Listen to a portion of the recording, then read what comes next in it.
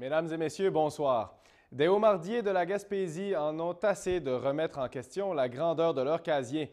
Il arrive que des casiers fraîchement construits doivent être détruits en raison des changements de normes apportés par Pêche et Océan Canada, des coûts encourus par les pêcheurs estimés à plusieurs milliers de dollars. Christopher Brault.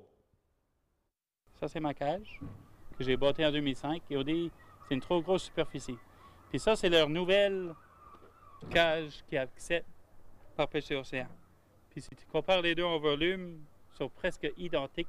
Pêche et Océan Canada a fait parvenir en 2007 une lettre aux haumardiers de la Gaspésie pour les informer de son intention de diminuer l'effort de pêche pour préserver la ressource.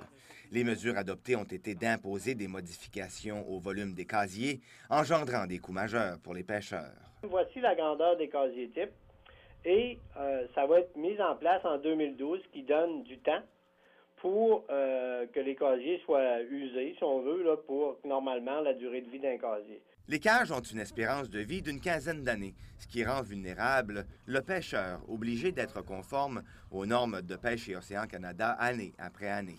Or, une erreur de norme s'est glissée dans la missive envoyée aux pêcheurs de l'Anse-à-Brillant. C'est une erreur qu'on a faite, puis on l'a reconnue auprès de ces pêcheurs-là. Eux, dans le fond, ont eu cette information-là à l'automne 2007.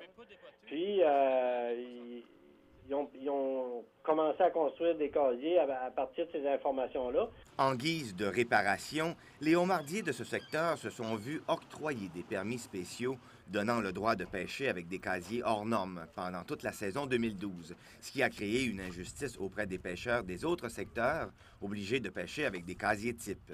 Bien, j'ai demandé, j'ai envoyé des lettres, j'ai parlé avec eux, puis ils ne sont pas intéressés à m'octroyer des étiquettes. On est trois en Gaspésie, puis ils ne sont pas intéressés.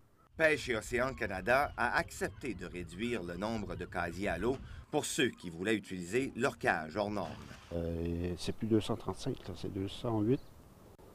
Là, je me demande quelle grosseur que je vais ratiser. Ça fait 2 fois qu'ils me font ça, là. Les changements apportés par Pêche et Océan Canada valideraient une intention de préservation de la ressource. Or, pour les pêcheurs, la situation est tout autre, puisque les quelques pouces en moins sur leur casier seraient loin de justifier les pertes, évaluées à près de 15 000 $. Christopher Brault, CHAU TVA, dans la baie des Chaleurs.